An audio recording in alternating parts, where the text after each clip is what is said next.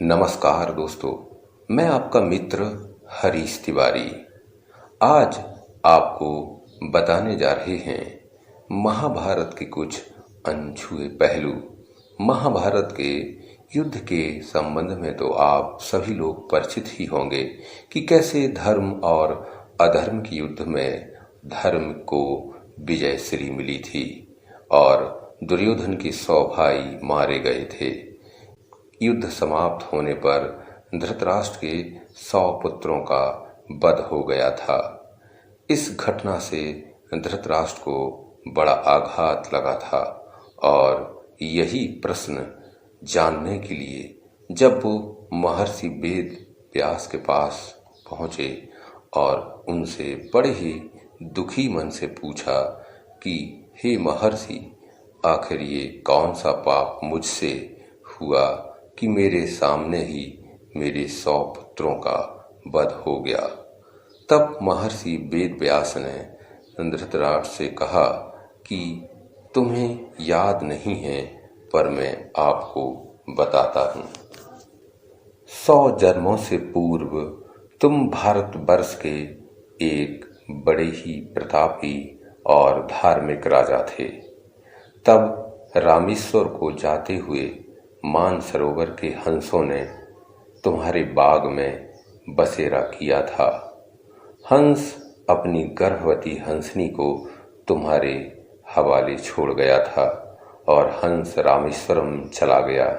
इधर हंसनी ने 100 बच्चों को जन्म दिया। तुमने उन्हें चुनने के लिए मोती दिए, पर तुम्हारे रसोइयों ने एक हंस के बच्चे को पकाकर तुम्हें खिला दिया। तुम्हें वह बड़ा ही स्वादिष्ट लगा और तुमने बिना विचार किए उसे आज्ञा दे दी कि मुझे इसी प्रकार का मांस पकाकर रोज खिलाया करो। स्वाद इंद्रियों के मोह में तुम अंधे हो गए और तुम रोज उसी मांस की इच्छा करने लगे और हंसनी के 100 बच्चों को तुम खा गए। हंस जब लौटा तो हंसनी से अपने बच्चों के बारे में पूछा तो हंसनी ने सब बता दिया। हंस ने राजा से कहा कि तुमने मेरे 100 बच्चों को खा लिया। राजा ने रसोइयों को बुलाकर पूछा। तब रसोइये ने कहा कि महाराज, यह तो आपकी ही आज्ञा थी। राजा बड़ा ही धर्मात्मा था और इस भयंकर पाप से बड़ा घबराया।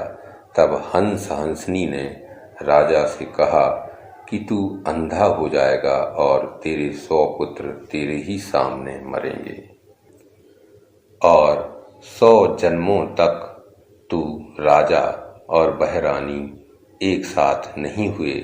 अब तुम दोनों इस जन्म में राजा और महारानी बने हो और यह घटना घटी। तो ये थी महाभारत की अनछुई कहानी। आपको कैसी लगी? अगर आप ऐसी ही रोचक और ज्ञानवर्धक जानकारी जानना चाहते हैं तो हमें सब्सक्राइब जरूर करें। सब्सक्राइब का बटन नीचे दिख रहा है।